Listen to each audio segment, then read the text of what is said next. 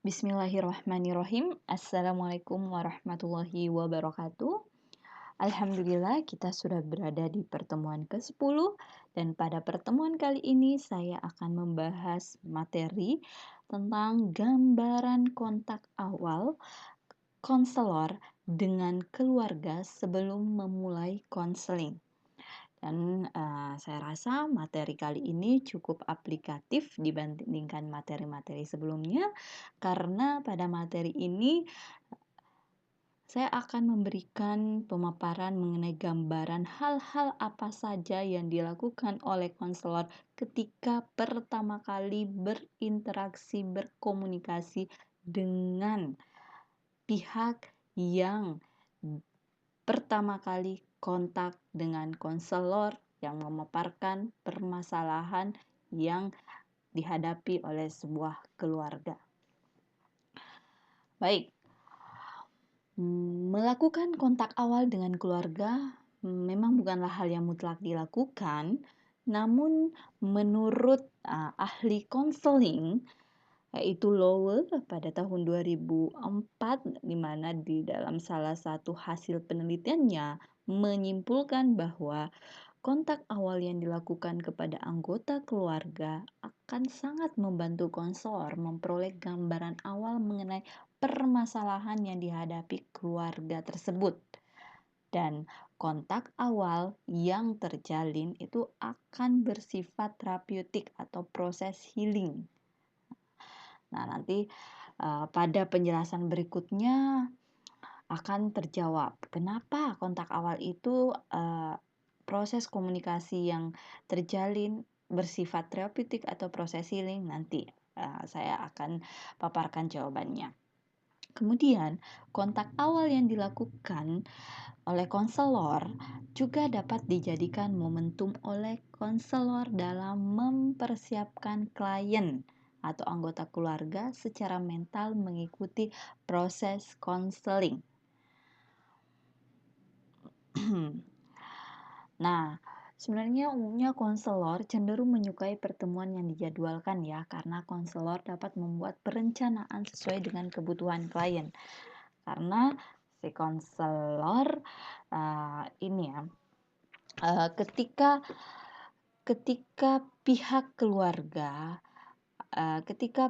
keluarga datang mengeluhkan permasalahan keluarganya, maka itu belum bisa dikatakan proses konseling sudah berjalan. Bisa saja itu masih termasuk kontak awal saja. Nah, pada proses kontak awal ini, konselor memiliki kesempatan untuk menggali informasi ke anggota keluarga yang datang mengeluhkan masalah keluarganya atau pihak yang merefer permasalahan keluarga ini ke konselor. Nah, dari informasi-informasi yang diperoleh pada kontak awal tersebut, itu yang menjadi modal konselor membuat perencanaan sesuai kebutuhan klien pada proses konseling pertama. Di sini juga terkadang pihak yang melakukan kontak awal dengan konselor itu bukan anggota keluarga yang bermasalah. Terkadang yang melakukan kontak awal itu praktisi medis, guru sekolah, konselor sekolah, atau praktisi lainnya. Nah, jika kondisi ini yang dihadapi konselor, maka dapat dimungkinkan ya kita dapat membayangkan pihak keluarga atau konseli atau klien yang akan dilibatkan dalam proses konseling nantinya itu memiliki keraguan dan mungkin saja merasa tidak nyaman.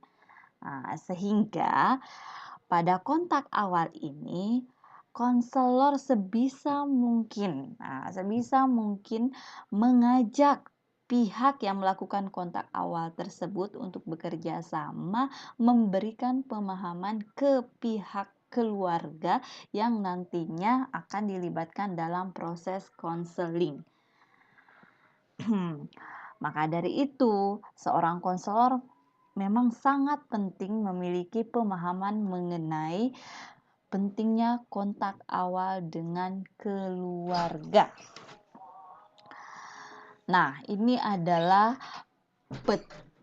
Ini adalah gambaran kontak awal yang dapat dilakukan oleh konselor terhadap klien, di mana kontak awal yang dapat dilakukan oleh konselor kepada klien ataupun sebaliknya ya, kontak awal yang dapat dilakukan oleh klien ke konselor itu bisa dalam dua bentuk. Yang pertama yaitu bisa bertemu langsung dan berkomunikasi langsung ke konselor, klien atau pihak yang datang melakukan kontak awal dengan konselor bisa bertemu dan berkomunikasi langsung. Dan bentuk yang kedua yaitu klien atau pihak yang melakukan kontak awal dengan konselor dapat berkomunikasi melalui telepon atau media sosial online. Nah, ada dua pihak yang kemungkinan bisa melakukan kontak awal dengan konselor, yaitu anggota keluarga yang otomatis nanti akan menjadi klien dalam konseling keluarga yang kita lakukan, atau pihak yang bukan anggota keluarga seperti yang saya paparkan sebelumnya, yaitu praktisi medis, guru sekolah, konselor sekolah, atau perangkat desa, ketua RT, ketua RW misalnya, dan praktisi lainnya. Nah, ketika bertemu dan berkomunikasi langsung, ketika klien atau pihak yang melakukan kontak awal bertemu dan berkomunikasi langsung dengan konselor, maka yang dapat dilakukan oleh konselor untuk menggali informasi ke pihak yang melakukan kontak awal tersebut adalah dengan menggunakan formulir pendaftaran. Jadi formulir pendaftaran tidak hanya sekedar mengetahui identitas keluarga, identitas pihak yang melakukan kontak awal, tetapi di dalam formulir pendaftaran itu juga berisi genogram, deskripsi problem menurut pihak pendaftar, lamanya masalah. Nah, ini adalah informasi-informasi awal yang penting yang memudahkan konselor untuk melakukan persiapan proses konseling pertama. Nah, ketika konselor mendapatkan informasi dari genogram, dari deskripsi problem, dan lamanya masalah, nah di sini konselor dapat sejak awal merencanakan pendekatan konseling apa yang digunakan, teknik konseling apa yang digunakan, kemudian pihak keluarga yang terlibat di konseling awal siapa-siapa saja. Nah, ini pentingnya kontak awal dan konselor menggali informasi sebanyak mungkin ya. Nah, di sini akan saya paparkan dalam bentuk Word ya, formulir pendaftaran layanan konseling. Sebenarnya di setiap tempat layanan itu memiliki form atau formulir pendaftaran yang berbeda-beda. Namun secara umum kurang lebih data yang ingin diungkap itu hampir sama. Yang penting itu adanya genogram, adanya deskripsi problem, dan adanya estimasi lamanya masalah yang dihadapi oleh keluarga tersebut ya. Nah, ini informasi apa saja yang termuat dalam formulir pendaftaran. Ada nama keluarga. Nah, biasanya di sini diisi oleh nama kepala keluarga. Kemudian nama pendaftar. Nama pendaftar atau nama pihak yang melakukan kontak awal dengan konselor. Kemudian alamat. Nah, di sini alamat dari dua pihak, yaitu pihak keluarga dan pihak yang melakukan kontak awal. Nah, kemudian nomor telepon yang melakukan kontak awal atau yang melakukan pendaftaran layanan konseling, dan nomor telepon salah satu anggota keluarga. Kemudian genogram. Nah, mungkin teman-teman bertanya-tanya, genogram itu apa sih? Genogram itu informasi mengenai bentuk struktur keluarga. Nah, contohnya seperti ini nih. Nah, misalnya ini saya jadikan contoh kasus saja ya untuk pembahasan kali ini. Misalnya nih, yang datang melakukan kontak awal adalah konselor sekolah. konselor sekolah yang menangani Nicholas ya, di, sekolahnya ya. Nicholas di sini 10 tahun, yang ini ya. Nah, si, konselor sekolah tersebut ya, si konselor sekolah tersebut ke, konselor keluarga karena merasa bahwa apa yang dihadapi Nicholas ini sudah menyangkut masalah keluarga.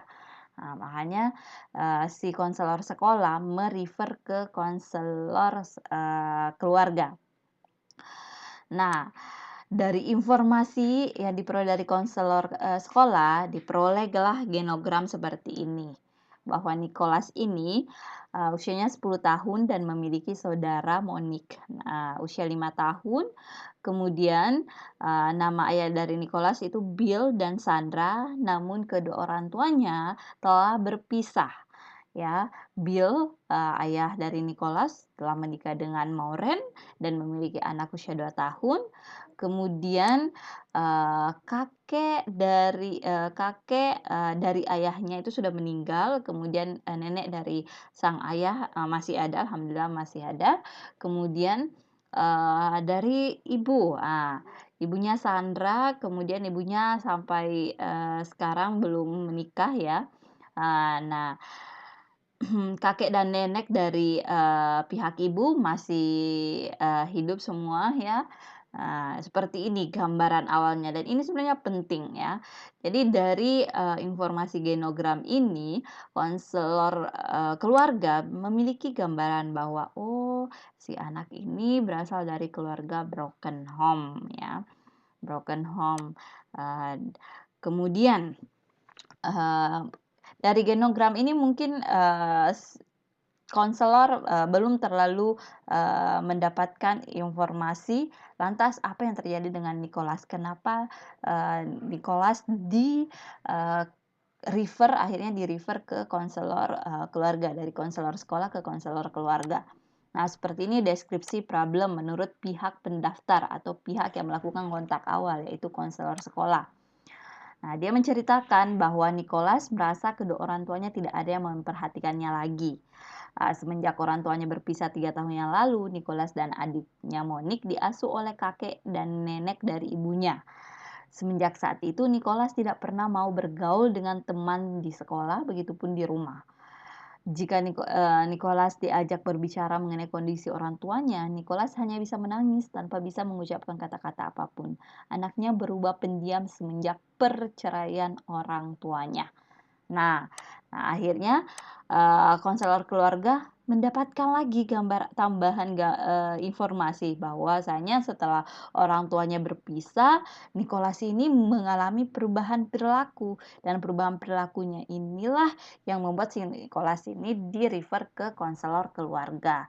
Karena mungkin dari pihak konselor, sekolah sudah melakukan beberapa treatment, atau proses konseling, tetapi, pihak sekolah merasa bahwa ketika, eee, pihak keluarga tidak dilibatkan untuk, membantu Nicholas, meng meng mmm, menghadapi krisis kepribadian yang dialaminya semenjak kedua orang tuanya berpisah, maka Nicholas tidak akan mengalami, perkembangan yang signifikan. Jadi makanya si pihak konselor sekolah mengalihkannya, ke konselor, keluarga. Jadi, ini baru, dari formulir yang kita berikan ke pihak yang melakukan kontak awal, kita sudah mendapatkan gambaran faktor yang menyebabkan si Nicholas ini, mengalami masalah. Nah ya, kemudian lamanya masalah yang dialami oleh pihak yang dikeluhkan konselor sekolah tersebut, yaitu 3 tahun yang lalu ya, semenjak kedua orang tuanya berpisah. Nah, sumber rujukannya praktisi konselor di sekolah, kemudian hasil komunikasi awal. Nah, biasanya hasil komunikasi awal ini memuat informasi awal tentang kondisi keluarga klien. Jadi si, pihak konselor membuat, semacam kesimpulan, dari hasil kontak awal dengan pihak yang datang mendaftar ya. Eee dan biasanya memuat juga gambaran perilaku anggota-anggota keluarga ya. Biasanya konselor keluarga sebisa mungkin sejak awal mencari informasi seperti apa sih sejarah dari keluarga tersebut, eee, seperti apa sih gambaran perilaku-perilaku anggota keluarga yang ada dalam keluarga tersebut. Nah, bisa saja dari informasi ini konselor mendapatkan gambaran bahwa, oh, terdapat satu 2 anggota keluarga yang memiliki penyimpangan-penyimpangan perilaku misalnya, atau penyimpangan kepribadian misalnya. Nah nah, seperti itu gambaran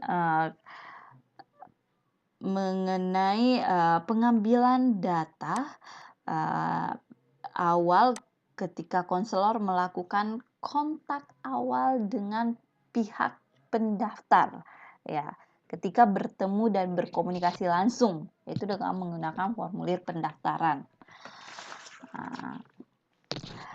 Kemudian, oh ya, ini tambah lagi, pada formulir pendaftaran terdapat keterangan genogram ya. Di sini kembali saya ulang penjelasan saya.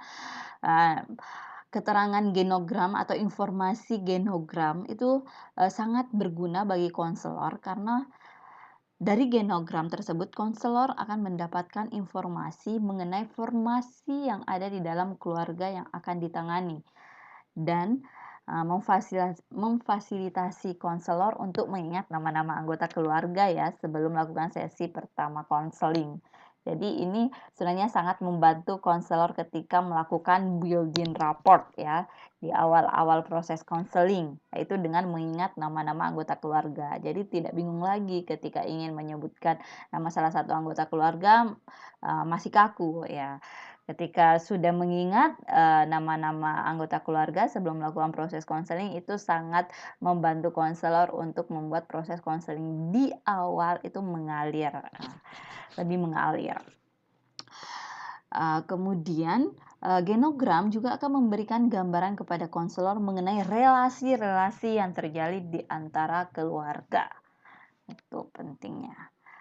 Selanjutnya, yaitu berkomunikasi melalui telepon atau media sosial online.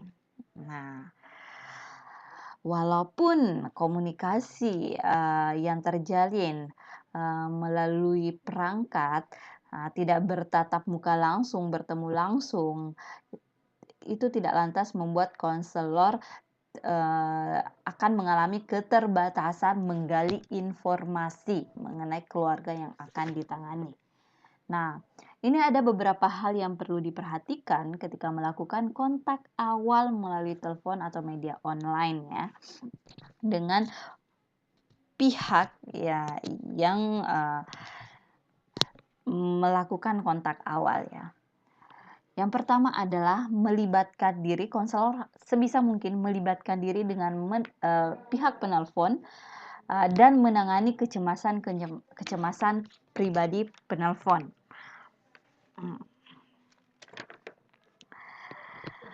Nah, jika seorang anggota keluarga menelpon untuk membuat janji melakukan konseling, maka konselor dapat menjadikan kesempatan itu untuk melibatkan diri dengan penelpon atau berkomunikasi intens ya. Tujuannya adalah untuk membantu penelpon mempersiapkan diri bersama keluarganya untuk melakukan sesi konseling pertama. Kemudian, nah di sini teman-teman bisa membayangkan seperti apa rasanya bagi seorang anggota keluarga, contohnya orang tua ya, yang mengambil langkah awal mengontak konselor untuk membuat janji melakukan konseling. Sebelum mengambil langkah ini, sangat mungkin ya, sebelum orang tua tersebut mengambil langkah untuk mengontak konselor untuk melakukan konseling, ya mungkin saja di sini contohnya ya, orang tua merasa kesulitan menghadapi anaknya ya, misalnya mengalami kesulitan menghadapi anaknya. Akhirnya si orang tua mengontak konselor untuk membuat janji melakukan konseling. Nah, pastinya sebelum mengambil langkah tersebut, sangat mungkin bahwa orang tua tersebut telah bersusah payah ya untuk menghadapi masalahnya ya. Dan sudah berusaha mencoba untuk memecahkan masalahnya ya, berusaha untuk menghadapi anaknya ya tanpa bantuan pihak lain ya. Eee namun ya mungkin karena sudah merasa tidak mampu lagi dan membutuhkan pihak atau praktisi yang yang mampu membantunya untuk menghadapi permasalahan, akhirnya dia mengontak konselor. Nah, namun walaupun demikian bisa saja pihak tersebut ragu-ragu sebenarnya. Ragu-ragu juga dengan proses konseling yang nantinya akan dia jalani.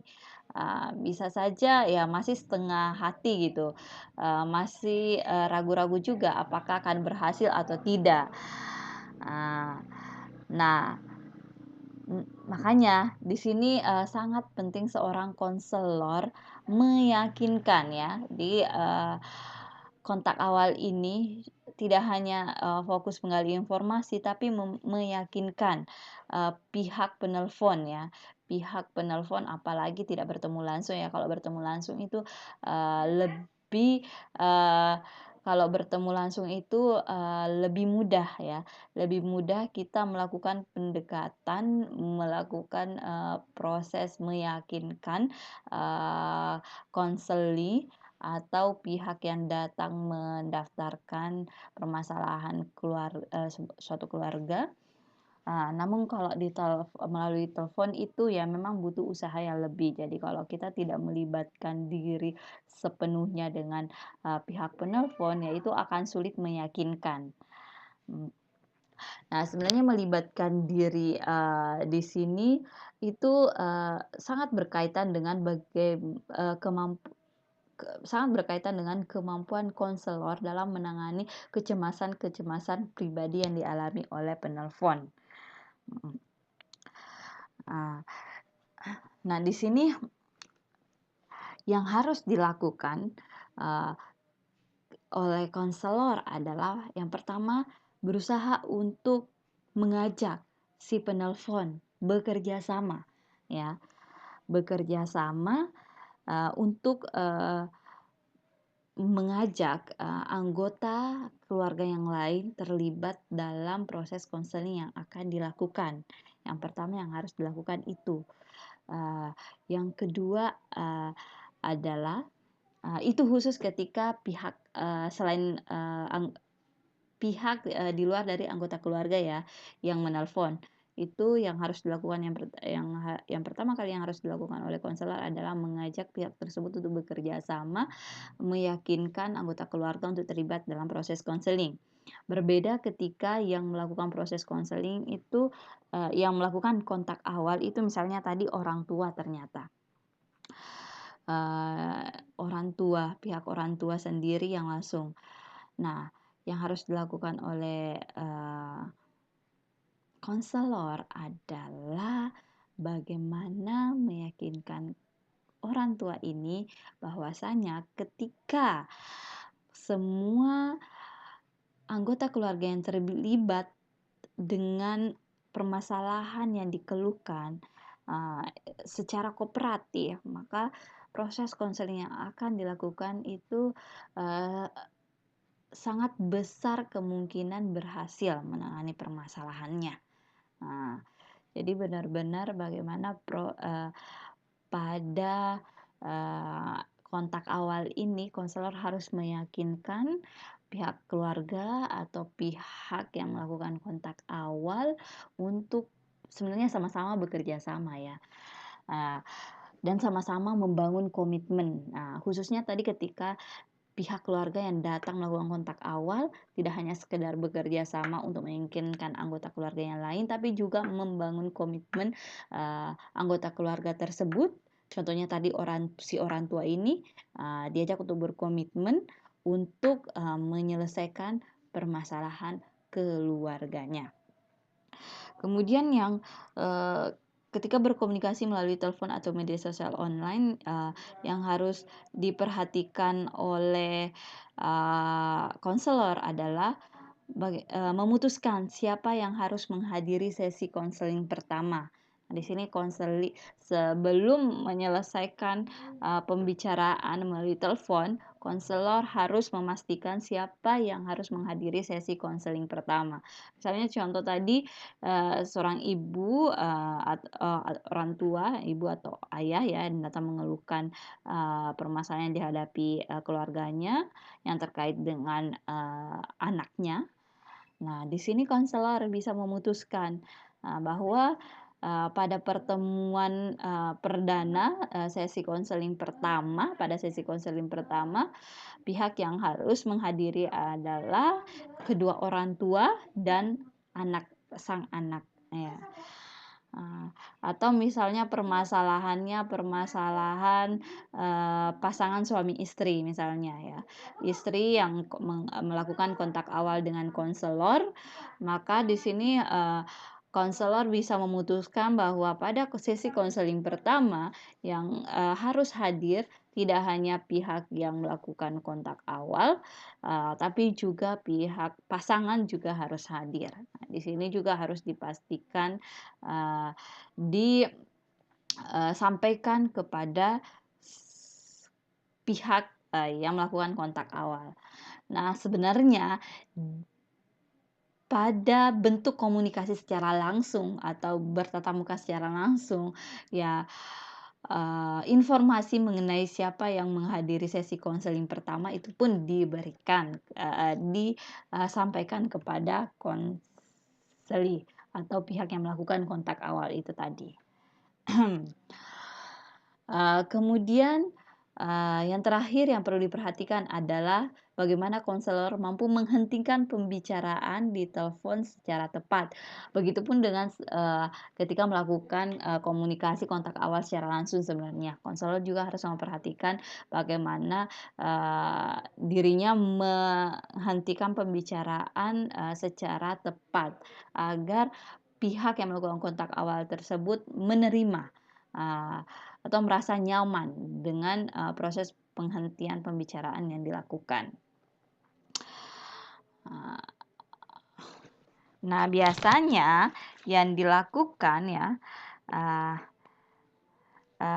langkah bijak yang dilakukan oleh konselor untuk menghentikan pembicaraan adalah membatasi pembicaraan dengan mengatakan bahwa informasi selanjutnya akan saya sampaikan pada sesi, konseling pertama. Nah ya, supaya, pembicaraan tidak terlalu, melebar kemana-mana, tetap bisa fokus dan, segera bisa mengakhiri agar si konselor bisa prepare untuk, menghadapi sesi konseling pertama dan pihak yang melakukan kontak awal ini memiliki kesempatan untuk meyakinkan, pihak anggota keluarga untuk terlibat aktif dalam proses konseling yang akan dilakukan. Kemudian sebelum benar-benar mengakhiri pembicaraan, ini baik melalui telepon atau, bertemu langsung ya, konselor kembali mengingatkan, pihak yang melakukan kontak awal bahwa proses konseling yang akan dilaksanakan nantinya memungkinkan keterlibatan aktif anggota-anggota keluarga yang lainnya. Jadi itu yang, selalu diulang-ulang diinformasikan ketika, melakukan kontak awal ya, dengan, pihak keluarga atau pihak yang merefer permasalahan keluarga tersebut. Karena ya kita tahu bersama ya, konseling yang akan dilakukan adalah konseling keluarga ya. Kemudian, ketika, melakukan, kontak awal, seperti yang saya paparkan sebelumnya, itu terkadang yang melakukannya adalah pihak yang merujuk, pihak yang berada di luar dari anggota keluarga tersebut ya. Misalnya praktisi medis, guru sekolah, konselor sekolah, salah satu perangkat desa, ketua RT, ketua RW. Nah, mungkin teman-teman bertanya, apakah informasi dari mereka akurat berguna atau tidak. Nah, akurat tidaknya, itu kita belum bisa memutuskan, ini ya, secara pasti, tetapi ketika yang merujuk ini, kita tidak mendiskriminasikan ya, siapa pihak yang datang merujuk tersebut, tapi kita lihat dari kompetensi. Misalnya yang merujuk adalah konselor sekolah yang memiliki kompetensi seorang konselor, ya itu kita bisa, menganggap bahwa, 80% informasi dari konselor sekolah tersebut, akurat. Lantas, lantas kita tidak ini ya, mendiskriminasikan bahwa praktisi medis misalnya atau perangkat desa itu memiliki informasi yang tidak bisa langsung kita, olah. Ya tetap kita bisa olah ya, informasi tersebut tetap bisa kita olah, tapi sebisa mungkin, informasi tersebut,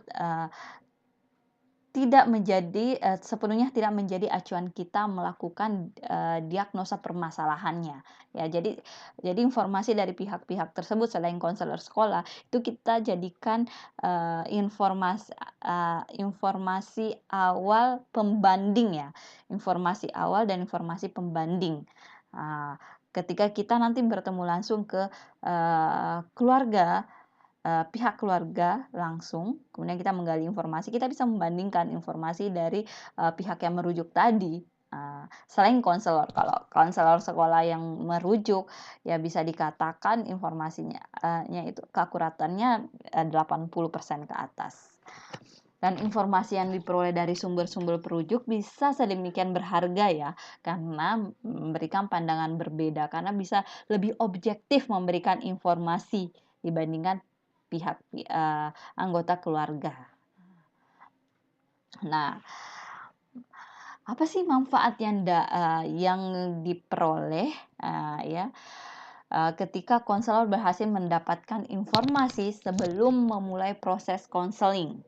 Yang pastinya, informasi yang telah dikumpulkan oleh konselor sebelum memulai proses konseling itu sangat menguntungkan.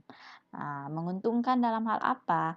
Ya, menguntungkan, konselor untuk, memilah, pendekatan apa yang akan digunakan, teknik-teknik konseling apa yang digunakan, karena dari informasi-informasi yang dikumpulkan memungkinkan konselor sudah memiliki gambaran mengenai sejarah keluarga itu seperti apa, perilaku khas para individu dalam keluarga itu seperti apa, dan latar belakang budaya keluarga itu apa. Nah, kemudian, informasi-informasi yang ada dapat menjadi modal awal konselor membangun kerjasama dan komitmen, klien ya, sehingga diharapkan proses konseling yang akan dilaksanakan dapat bermanfaat bagi klien dan keluarga. Seperti itu pemaparan saya mengenai gambaran pelaksanaan kontak awal yang dilakukan oleh konselor dengan pihak keluarga sebelum memulai konseling. Semoga teman-teman bisa memahami. Saya akhiri. Wassalamualaikum warahmatullahi wabarakatuh.